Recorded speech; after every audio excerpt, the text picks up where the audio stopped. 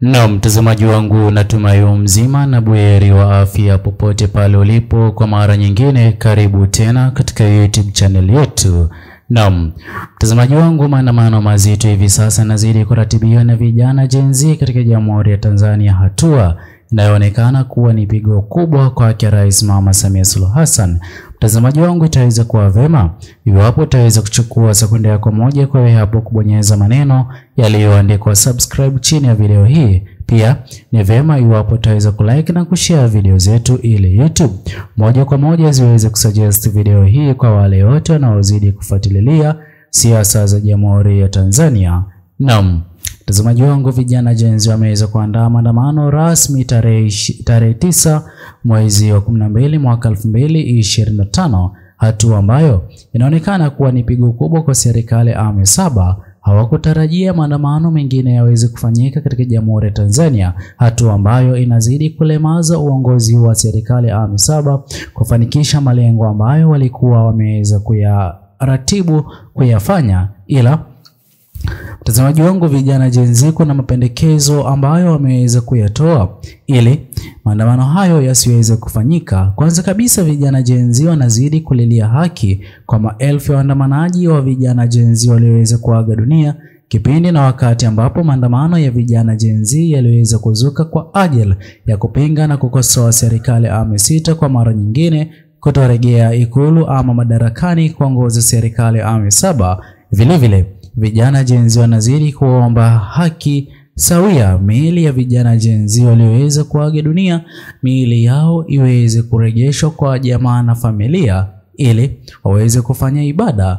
Mtazamaji wangu, kwa njia moja ama nyingine, hivi sasa maandamano haya ya tarehe 9 mwezi wa 12 mwaka 2025 inaonekana huenda hata hukumu ambazo vijana Gen Z walioweza kukamatwa kabla ya maandamano na baada ya maandamano, huenda hukumu hizo zikaweza kutupiliwa mbali, kwani moja ya taarifa inayozidi kuendelea kugonga vichwa vya habari leo hii ama siku ya leo ni kuhusiana na mfanyabiashara maarufu katika Jamhuri ya Tanzania Niffer, ambaye yeye na baadhi wengine 97 kuhukumiwa adhabu ya kunyongwa, jambo ambalo East Africa kwa ujumla hawajaweza kulikubaliana nalo na kuzua mjadala mzito katika mitandao ya kijamii. Kwa njia moja ama nyingine, watu hivi sasa wanazidi kudai kwamba adhabu hiyo haistahili kabisa, kwani siye ambaye aliweza kuhusika. Hivyo basi vijana Gen Z wanazidi kupendelea katika maandamano hayo ya tarehe 9 mwezi wa Disemba mwaka 2025 haki iweze kupatikana na pia adhabu kali ziweze kuondolewa kwa vijana wote Gen Z walioweza kukamatwa. Mtazamaji wangu, kwa njia moja ama nyingine, kwa mara nyingine mjadala mzito hivi sasa unazidi kuendelea kujadiliwa kutokana na pendekezo jipya ambalo vijana Gen Z wanazidi kupendekeza kuhusiana na uhuru wake Mheshimiwa Tundu Lissu. Kwanza kabisa, sote tunafahamu kwamba Mheshimiwa Tundu Lissu aliweza kukamatwa na hakuweza hata kuwania kiti cha urais kwa njia moja ama nyingine, jambo ambalo liliweza kuathiri pakubwa azma yake ya kisiasa katika Jamhuri ya Tanzania. Sote tunaamini na tunafahamu kwamba Mheshimiwa Tundu Lissu alikuwa na azma ya kufanikisha kushinda katika kinyang'anyiro cha urais katika uchaguzi wa mwaka 2025. Kwa njia moja ama nyingine, mtazamaji wangu, vijana Gen Z hivi sasa wanazidi kushinikiza utumiaji wa nguvu kupita kiasi ulioweza kutumiwa kwa vijana Gen Z na maafisa wa polisi waliokuwa katika maandamano yaliyokuwa ya amani katika Jamhuri ya Tanzania. Wote maafisa hao wa polisi waweze kukamatwa na pia uchunguzi wa hali ya haraka iweze kufanyika, adhabu iweze kupewa kwa maafisa hao polisi wote ambao waliweza kuhusika kugharimu ama kuchukua maisha kijana yoyote yule Gen Z aliyekuwa akiandamana kwa ajili ya taifa bora katika miaka ijayo. Kwa njia moja ama nyingine, gumzo nzito ambalo hivi sasa pia linaonekana kuwa ni pigo kubwa kwa Rais Mama Samia Suluhu Hassan. Mtazamaji wangu, umaarufu wake hivi sasa umeweza kupungua maradufu, kwani vijana Gen Z wanazidi kudai kwamba hawapo tayari kujihusisha na chochote kile ambacho kinazidi kuhusishwa na Rais Mama Samia Suluhu Hassan.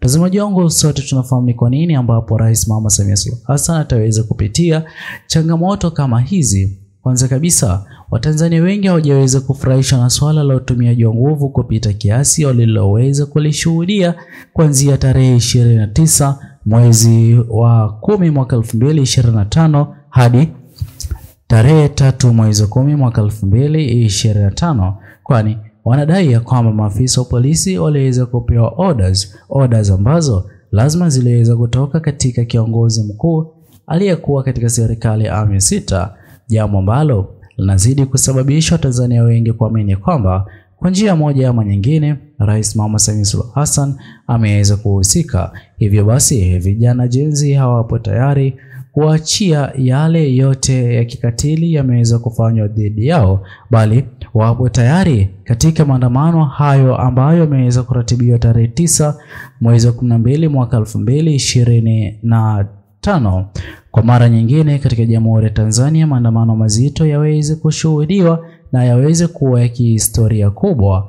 Mtazamaji wangu, wa Tanzania wengi wameweza kutoa maoni yao hivi sasa katika mitandao ya kijamii kudai ya kwamba hawajaweza kufurahishwa na utumiaji wa nguvu kupita kiasi uliokuwa ukishuhudiwa kipindi na wakati ambapo maandamano ya vijana Gen Z yalikuwa yakifanyika katika Jamhuri ya Tanzania, hatua ambayo hivi sasa Watanzania wengi wanazidi kusambaza vipande vya video, picha za halisi wakati wa maandamano ili mataifa ya kigeni yaweze kuingilia kati na haki ziweze kupatikana kwa wale wote walioweza kuaga dunia kipindi na wakati wa maandamano ya vijana Gen Z. Ila sote tufahamu ni kwa nini ambapo Rais Mama Samia Suluhu Hassan angependa kuendelea kuongoza ama katika uchaguzi wa mwaka 2025 mwezi huo wa 10 tarehe 29.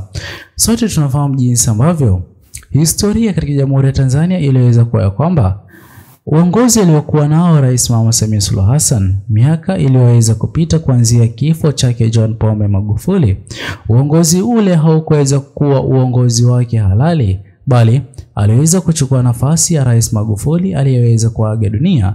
Hivyo basi kwa njia moja ama nyingine kupitia zoezi la uchaguzi wa mwaka 2025 ndipo ambapo aliweza kuwa na imani kubwa ya kwamba historia itaweza kusoma Rais Mama Samia Suluhu Hassan kuongoza Jamhuri ya Tanzania kama rais wa 7 aliyeweza kuteuliwa na wananchi wa Tanzania, hatua ambayo wengi wameweza kukosoa kudai kwamba hakuna kura waliweza kupiga ama kumpigia Rais Mama Samia Suluhu Hassan. Hivyo basi atakuwa ameweza kujiteua na sio kuteuliwa na yoyote yule. Mbaya kabisa, upinzani hauweza kuwa na kiongozi mkuu wa upinzani ambaye ni Mheshimiwa Tundu Lissu, jambo ambalo kwa mara nyingine linazidi kudhihirisha yale yaliyokuwa yakizungumzwa ama maoni ya Watanzania yanayozidi kugonga vichwa vya habari hivi sasa. Je, mtazamaji wangu, mtazamo wako ni upi? Usisahau kutochia maoni yako katika uwanja wa comment section, subscribe, like, comment na kushare video zetu. Bye bye until the next video.